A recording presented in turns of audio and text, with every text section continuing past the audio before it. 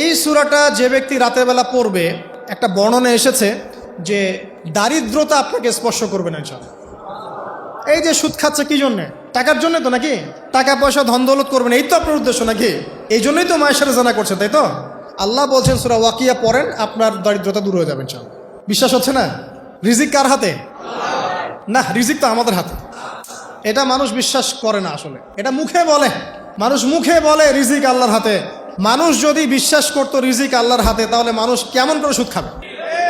ও মনে করছে রিজিক আমার হাতে, আমি যদি খাই সুদ তাহলে আমি গেইন করব, যদি না খাই তাহলে আমি দারিদ্রতায় ভুগবো নাকি? যদি আমি ঘুষ নেই তাহলে আমার উন্নতি হবে অর্থনৈতিক, যদি না নেই তাহলে আমি মরে যাব, না খেয়ে মরে যাব। যদি আমি দুর্নীতি করি তাহলে আমি বাঁচবো, আমার সন্তানরা ভালো থাকবে, যদি না করি আমি দারিদ্রতায় মরে যাব, তাই তো?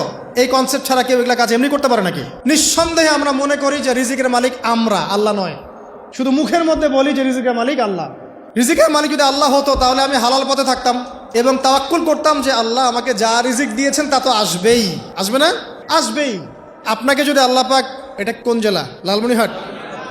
লালমনিরহাটের 100 একর জায়গায় যত ধান হয়, এতগুলো ধান যদি আপনার আমল নামায় লেখা থাকে, মানে আপনার আমল নাম হচ্ছে রিজিকে, তাকদিরে আপনার তাকদিরে যদি লেখা থাকে যে আপনি 100 একর জমির ধান খাবেন তারপর মরবেন, আছে না লেখা?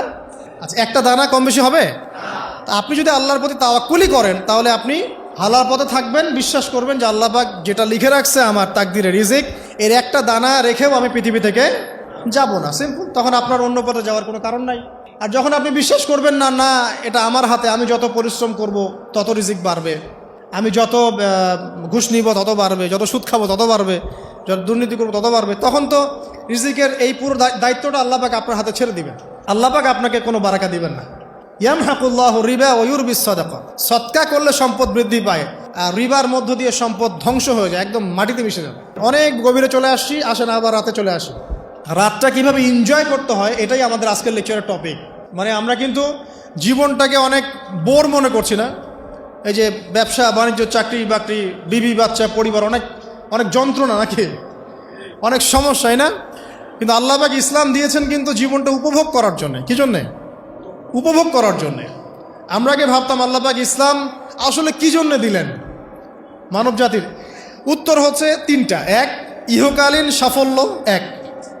2, পরকালের মুক্তি। আর 3 হচ্ছে আপনার জীবনটাকে উপভোগ করার জন্য।